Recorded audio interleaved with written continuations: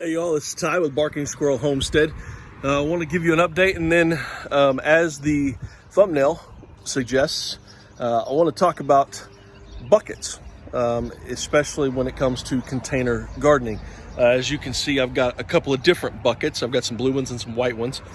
But this video is primarily going to be in an answer to a question that I got on one of our previous videos. I believe it had to do with our last tomato cages ever.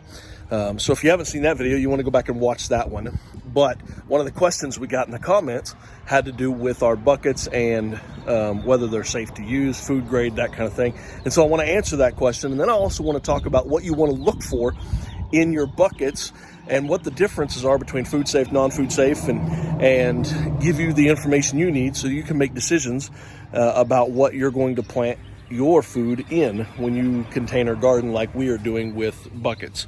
So anyways, stay tuned for that information.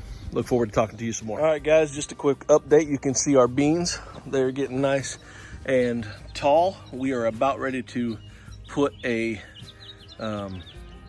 piece of that trellis, that cattle panel that we bought. We're going to cut it in half and put half of it across this entire planter bed. We've filled up that bucket there, or that tub there. We've got to fill up these others still yet, and we'll get some more things planted. I think we're going to do a couple of these in some sweet potato slips. So I found a guy locally that's got some of those, so I need to get in touch with him. Here's our carrots. They're finally starting to come up and get some real good size to them. So we shouldn't be much longer. We should be into some carrots. There's our onion bed, really looking beautiful. We've got some tops coming in. You can kind of start to see heading out right there. So this entire bed is really doing well. You can feel the moisture in these onion slips. Now these things, like, you can cut these off and eat them like green onions. So scallions, that type of thing. So you can do that. We haven't done that this year yet, but you can do that. And as long as you don't take the entire top off, it'll still feed your onion below, so your bulb. And so don't take the entire top off, but you can definitely cut some of those off and get like scallions out of those. We forget what we planted in these. These were 2 buckets. These were where the radishes were at, and we harvested the radishes, and we planted something else in these 2, and I can't remember exactly what that was. So I'm gonna have to ask my wife and see if she remembers what it was. If not, something's growing in here, so we'll just have to keep an eye out for it. But these are the kind of chive-like green onions. These are that Japanese onion, and so we've got these. That's why we haven't bothered cutting any of those, because we have these, and we've already, you can see where we went in and harvested all of them, and they're growing back in. We still got a bunch of them in the fridge. Here's these are like a poblano pepper. So we've got like about 4 right now growing on that plant, or 5 of them looks like on that plant. We're starting to get, we got one good sized bell pepper. That's supposed to be a yellow bell pepper, and that one's supposed to be an orange. So we've got, looks like 3 or 4 of those, and there's a couple more babies kind of growing in these over here. Haven't got any of the reds to grow yet, but that's kind of where we're at. These are the ones that got hit with frostbite. So this plant here, or this bucket here, and this bucket here didn't really get hit with it. The rest of them did, so they're just now kind of bouncing back. So a little bit of a late harvest on those, but they're starting to come back. As you can see, we're missing some buckets here. These are our potatoes. This one's got a few more days left in it. We're going to leave it a few more days. These others had died off. These got hit with frost as well, so we didn't have as huge of a harvest as we would have liked. We're anticipating the purple potatoes to have a better harvest because they were out after the frost. But anyways, so we did get quite a few potatoes out of there. We've had about 3 meals so far out of them, still have some potatoes. But we are probably going to replant. I think we're going to go back with some russets in the buckets. We're going to put new soil in there and go with that. Look at that Swiss chard. That is getting huge. I think we're ready to cook that down like a mess of spinach. My wife says no. She's over there shaking her head no. She doesn't like that idea. So good as lettuce though. It's not bitter. I know you. She's trying to talk to you, but she's too far away. It's got a sweet taste to it. It's got a sweet taste. The to Swiss it. chard? That's why I like it. It's Okay. not bitter. She likes it in the lettuce, like in Yes. salads. And so It's we're gonna harvest so these good. these two here because they're about ready to bolt. You can see them getting real tall. Yes, So we're gonna harvest those, and we're gonna plant some new lettuces. But we're gonna harvest the rest of these today. Harvest a lot of the Swiss chard. It should still come back. We went ahead and replanted radishes over here. This is where the spinach bed had been, and we've planted a lot of radishes there. We did so well in the bucket. We wanted to give them a shot over here and see comparison how they do. We've got one squash off of here. We've got another one. Looks like about 3 of them growing right now, or 4 of them growing in there. You can see the zucchini is spreading out. We got zucchinis coming in all over the place here. Lots of zucchinis growing. And our cucumbers are really taking off. We've got quite a few cucumbers growing. We've got different varieties that are growing in here. So we've got quite a few. Some of them are about ready to pull off. We can cut into pickles, but we don't have enough of them to can yet. But they're growing and starting to trellis up the vine really well. Blueberry bush back here is doing phenomenal. So we've got some blueberries on there. They're not ready to pull yet, but they're doing well. We went ahead and pulled the blackberry out. We're gonna have to weed that bed, and we're gonna move that out of here. Actually, I think we're gonna leave this and just plant another blueberry bush so the two can hybrid or breed with each other, or cross-pollinate, or whatever that terminology is. Tomatoes are doing well. We got tomatoes on about every bucket right now, and the wicking tubs are working perfectly. We only have to water them about once a week, so they're doing great. We're gonna have to get some fertilizer, I think, in here, and maybe trim back some of these. Like do some trimming on some of these. The ones that grow in between. The suckers that grow up in between. We've got quite a few of those, and I think it's really inhibiting some of them. So we need to come in and do some trimming on these. These other cucumbers are doing well. That's where the other half of the cattle panel is going to go. We've got to get them moved, and I think what we've decided we're going to do is we're going to extend the bed out just probably about 5 feet or so, and run them buckets in a line between that post over there and the front of the bed right there, and then put the other piece of that cattle panel up alongside those buckets, and then lay some mulch in here as well. But that way there's an entry in here into the garden from that side. We didn't want to put it right on the end because we like having that opening to get in there. But anyways, so enough of that update. Like I told you when I started this video, we're going to talk about buckets and what to look for, what to not use, or at least what is ideal to use and not use. So when we're looking at buckets, you want to look for a few things. First of all, the first sign of a bucket that is safe is a brand new bucket. You want to make sure you do not use any buckets that have had any kind of chemicals in them. Okay, you don't want anything that has had any kind of hydraulic fluid or oils, pesticides, anything. You don't want any bucket that has been used in commercial industry. Okay, you want a brand new bucket, or a bucket that was new that has been used for gardening, like these here have been used. We'll reuse those. Okay, but you want new, clean buckets. It is virtually impossible to get a bucket healthy and sterilized to make it food safe that has been in a commercial industry of virtually any kind. So that's your first tip. Make sure you've got new buckets or safe buckets that have not had any kind of chemicals in there, okay? Because those chemicals leach into those buckets and they will leach out into your soil. Second thing that you want to look for, it's a good idea to get white, okay? I know I have some blue ones from Lowe's, okay? And I'll explain that in a moment. My research has said not to use Home Depot's orange because they don't use recycled. Now that may have changed. That is just some of my research, so I'm not knocking it. If you find that it's safe, that's your choice, okay? But the Lowe's blue buckets use the high density, the HDPE. It's a high density polymer plastic that doesn't have unsafe chemicals that'll leach out into your food. It's also number 2, it's recycled, and there's basically a number. You'll look for a triangle on the bottom. That's the recycled triangle, and you'll see like a number 2, a number, I think 3 or 4 and 5. something like that, those numbers. You can research that on Google yourself, but you want to look for those numbers. There's going to be a number between 1 and 7, and usually like 2, 4, 5, that's what you want to look for. These buckets from Lowe's are number 2, and so they're recycled, they're safe.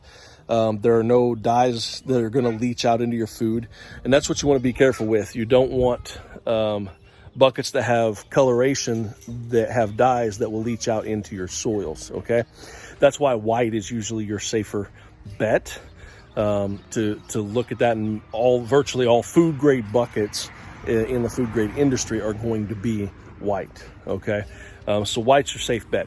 These other buckets that I have that are white all came from True Value. I've looked at them as well, and here's what we're going to do. Remember, if you'll pull that bucket up, we may have to do some. Oh, she's got a baby bunny here. I think this is the one we're going to keep. You think so? Is that the blue eyes? Yeah, she's got blue eyes. Okay, there you go. She's my favorite. But if you can you pull that up and hold the bunny at the same time? Maybe. This might be funny. Here, we'll watch this. Situated. Okay, we gotta flip it over. You want to go over upside down? Yeah. So I don't know if you guys can even see that. Here, let me flip the camera around and see what I can do with this so I can show you what you're looking for. The white is hard to see. Boy, with the sun, it just blinds it, and in the shade, it's too dark. I don't know if that'll focus on that or not. And if you can see that right there by my thumb, right in front of my thumb, there's a triangle. It's got the number 2 in there. These are the Leak Tight. You can see up here the Leak Tight. These are food grade safe buckets. Okay, they're made here in America. These are what you can use. And the blue ones are the same type of bucket. They're just printed and made color blue for Lowe's. And Lowe's, you're not a sponsor of me. I wish you were. If you're listening, I'd love for you to pick us up. I'm too small of a channel right now, so I doubt they will listen to that. But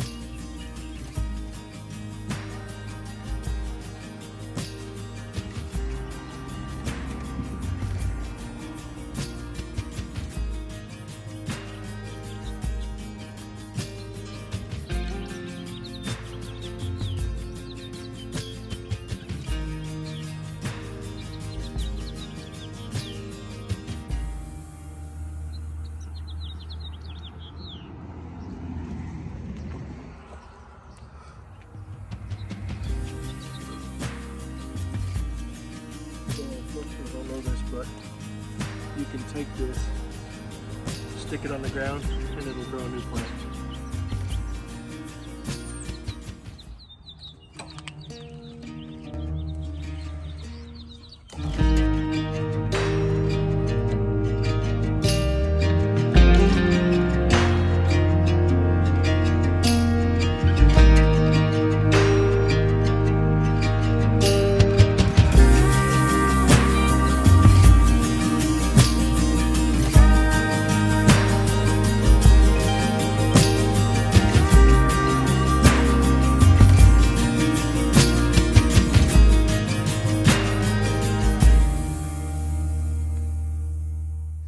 You can spend the extra money if you want, and you can buy or order food grade industry buckets, things that are used in food manufacturing processing, and buy those buckets. It's a lot more money. I feel perfectly safe in using these buckets here, and that's why we'll continue to use them. They're cheaper. The white ones from True Value, they're a little more expensive. They were just closer, ready at hand. I didn't have to drive 20 minutes to a Lowe's to be able to buy more buckets of the blue kind. But that is what I'm looking for. So like I said, first of all, you want to look for new buckets or buckets that have not been in industrial use of any kind. And then you want to use preferably white if you can find it, like these True Value buckets. But you want to make sure they're food grade safe. Okay, that means first of all, they're in a high density polymer plastic, so an HDPE plastic, and you want to look for that designation number 2, number 4, number 5 in that triangle to ensure that they're going to be a safe plastic. Any other type of plastic, anything else, if it does not say HDPE, do not use it, period, because that has plastics that will leach into the soil, which will get into your food, and a little bit isn't going to hurt you, but over prolonged use, that will eventually poison your body and put toxins in your body as well. So you don't want to use those. But these buckets are perfectly safe. They will work just fine. And so I recommend them, but that's totally your choice on what you can do with it. Now, these licking tubs, I don't worry about those as much. There's a lot more soil that goes into those. They're obviously food grade safe because they are used in the food industry for cattle. They are specifically designed for putting minerals into them so that cattlemen can put them out into their pastures and let the cows lick on them. They're not going to put anything out there that's going to be unsafe for that, because then that would put that into the health system, and the FDA is not going to approve that. So that's why we don't concern ourselves with any of the research on these. We know where they come from and what they're used for. They came out of the food industry. So that's where we're at today. That is our update. We appreciate you guys checking in. I hope those tips help you. That's what you want to be looking for. Stay safe. As always, I love you. God loves you. And if you're not in the Word, get in it and stay in it. Bless y'all.